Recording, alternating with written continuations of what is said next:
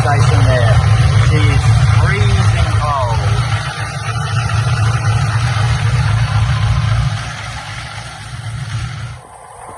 As you can see, it's chilling my beer. Look at that. See? There.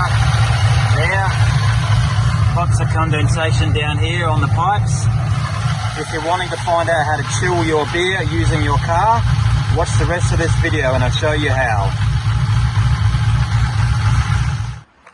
Right, so welcome back to part 2 of installing the chiller on your VF GTS. Now you've noticed the wiper guard section is all gone. There's a reason you need to remove that as well. The solenoid sits down here. You need to wire it into the cabin to give you the engine only chiller, or the cabin and engine only, or the cabin only. So yeah, it wires through here, through the cabin filter, behind the glove box, into the cabin itself. So yeah, all this guard needs to be removed. I've done a video of that on my channel already. Here is the link to that video.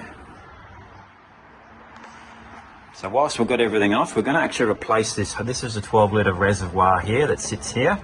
We're going to actually replace this hose. The fellow who put this in here, look at that kink on there.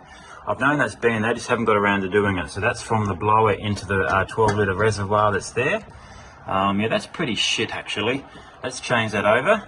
Also, whilst we're here, this is the pump down here. Look at the angle on that hose there. He's not run that hose long enough.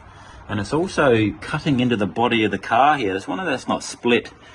So we're going to pull this hose off here. We're going to straighten that up. We'll drain the actual coolant out of this hose here.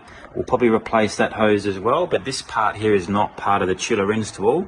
But whilst we've got everything off, let's get all that fixed up, because yeah, that's pretty shit there. I know exactly who's done that. I'm not going to name his name. He's a former employee of a workshop that I use.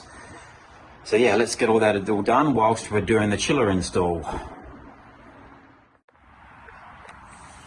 Also, the connectors here to connect up the solenoid do not come with the kit. So I went to Repco and purchased these here with the clips. You probably have to get 2 of them because you need the female clips for both ends. So yeah, this part does not come with the kit, and it actually states that in the instructions manual that does not come with the kit. So yeah, I've connected that up there, and that goes to the cabin as I mentioned before. So here is the wire that we've ran from the engine bay, which I just showed you just then.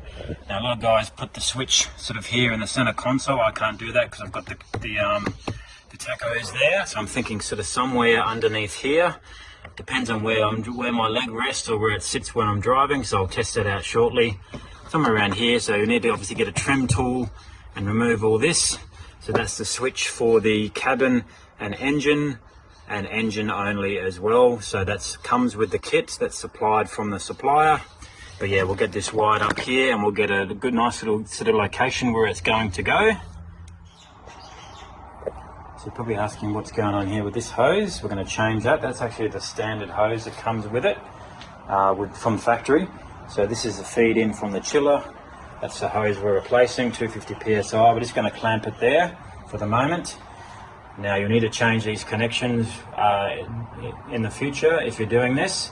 I'm just going to leave it now because she's being tuned next week. We can't find those connections at the moment, so just leave it. It should be right for the tune.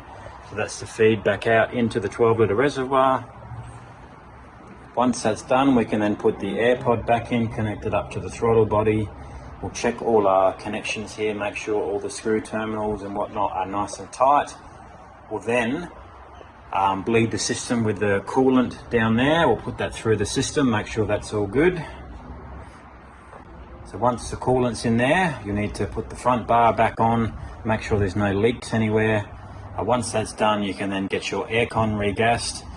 Make sure you follow the instructions with the aircon regas. There's a certain way to do it properly so you don't have any leaks and whatnot. So once that's finally done, we can then finally start her up and go for a cruise.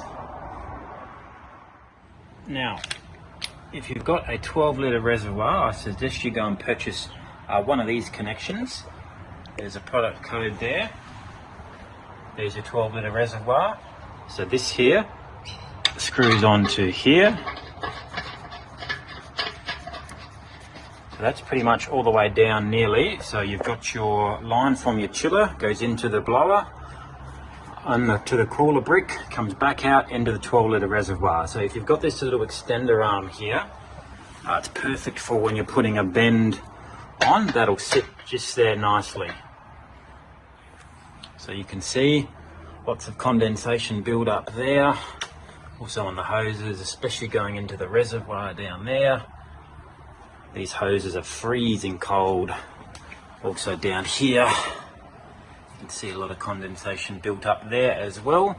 So that's how you install your chiller on your VF GTS. Make sure you purchase your kit, full instructions, videos, step-by-step paperwork, all on the instructions on how to install it. It'll do you the world of wonders. See?